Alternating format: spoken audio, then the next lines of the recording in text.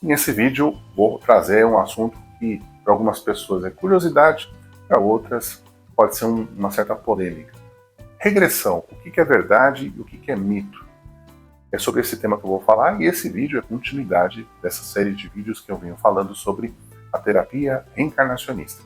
Meu nome é Marcelo Siring, sou terapeuta, professor e escritor, e nesse vídeo aqui, nesses vídeos todos que eu faço no meu canal, eu trato muito sobre autoconhecimento, espiritualidade e também desenvolvimento pessoal, além do que toda a minha bagagem terapêutica a serviço das pessoas poderem usar dicas e coisas que possam ajudar a ter uma vida melhor.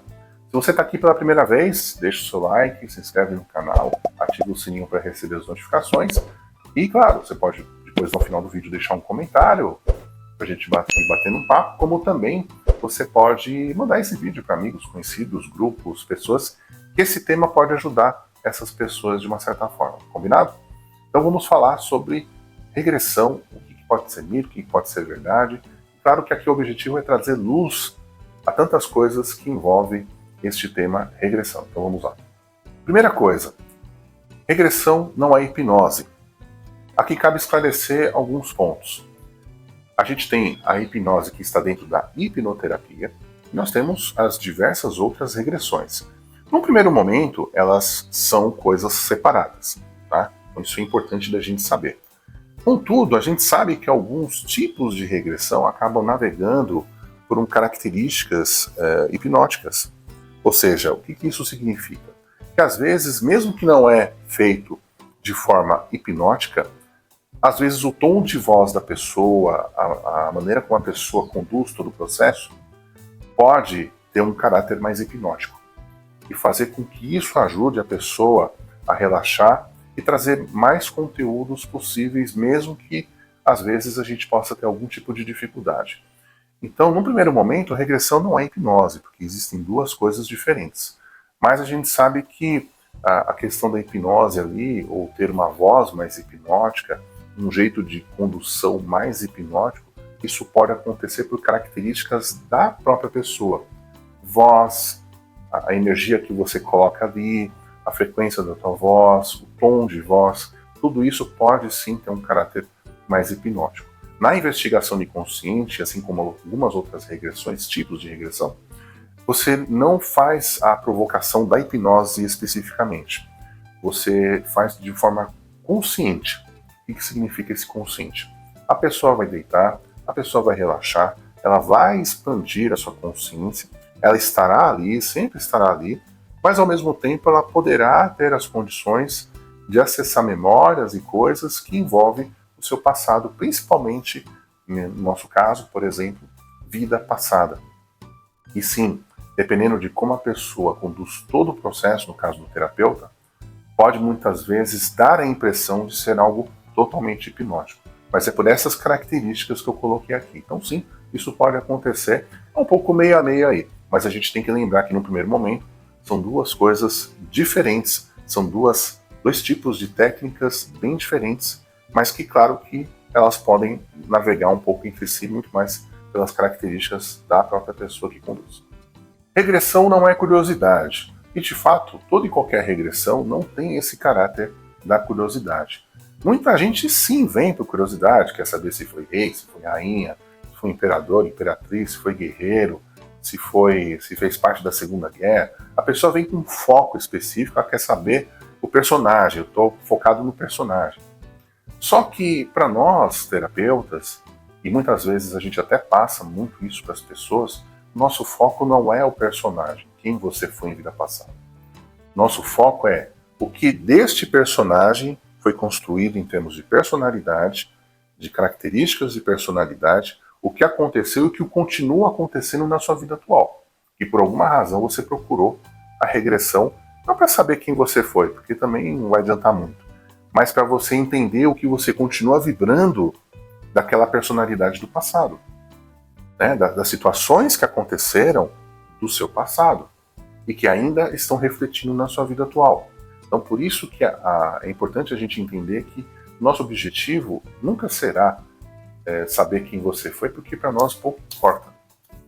O que importa para a gente é buscar as informações para te ajudar a você ter mais consciência né? Você ter tomada de consciência com relação às características, os resultados, outras coisas mais que aconteceram, bem como te ajudar você a se desconectar de certas coisas que acabam refletindo na sua vida atual. Então, regressão não é para a gente saber quem você foi, mas para a gente entender o que você continua sendo em relação à sua vida atual, com referência às vidas que se passaram. Terceiro ponto, regressão não é fantasia, porque pode parecer fantasia, né? A coisa pode parecer no primeiro momento uma coisa muito absurda, né? Nossa, eu acho que eu estou inventando isso da minha cabeça, eu acho que isso deve ser coisa que é da minha mente, e a gente racionaliza muito. Eu sempre falo que, por característica nossa, do século XXI, nós somos seres que navegamos muito mais pela nossa própria racionalidade e a gente acaba não dando vazão àquilo que está na nossa mente subjetiva. Então, por ter uma vida muito mais racional, a gente tem de ser mais racional. Às vezes isso pode sim ajudar dentro de um processo terapêutico, como pode muitas vezes atrapalhar.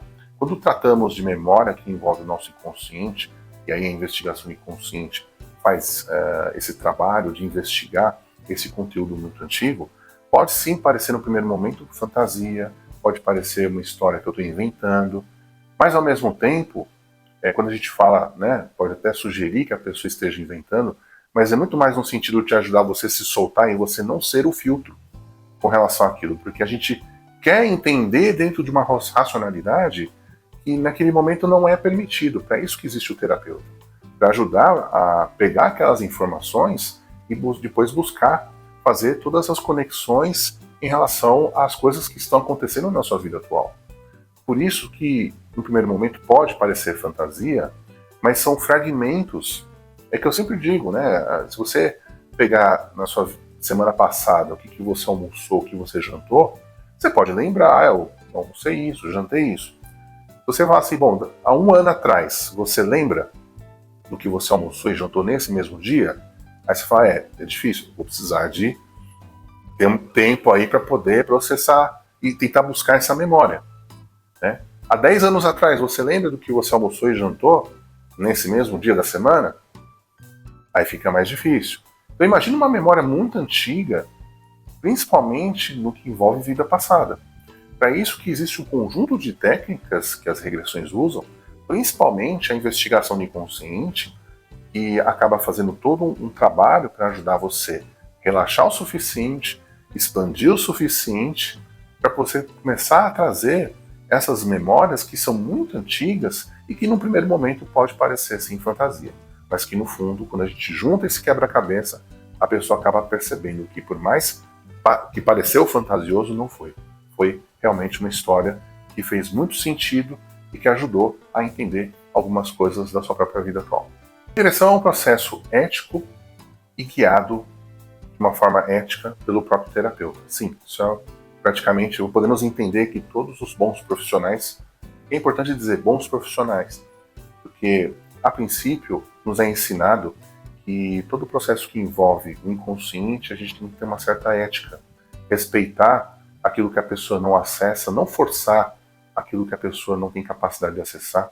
Tudo que a pessoa percebe que é mostrado, dentro, por exemplo, da visão da terapia reencarnacionista, quando nós usamos a investigação inconsciente, nós temos isso muito claro. O processo ético é respeitar o que a pessoa acessa, porque por alguma razão ela está acessando aquilo, e aquilo muitas vezes é o suficiente para que a pessoa possa ter aquilo que é necessário para a sua vida atual, para entendimento, para entender o que foi desconectado, o que está sendo trazido de consciência. Então é importante dizer isso, que a gente respeita o que é acessado, a gente não força a pessoa a acessar talvez aquilo que ela não tem a condição de acessar. A gente tem uma interpretação muito própria nossa, e a espiritualidade, os guias, os mentores espirituais da própria pessoa é que permite com que ela acesse determinado tipo de conteúdo e não mostre outros conteúdos para a pessoa, porque esses outros conteúdos, talvez ela não tenha condições emocionais de lidar com isso nesse momento. Então é necessário entender que talvez esse conjunto de informações é o suficiente para aquele momento. Pode ser que lá na frente, aquilo que não foi mostrado pode ser mostrado, sobre um outro contexto, sobre uma outra perspectiva.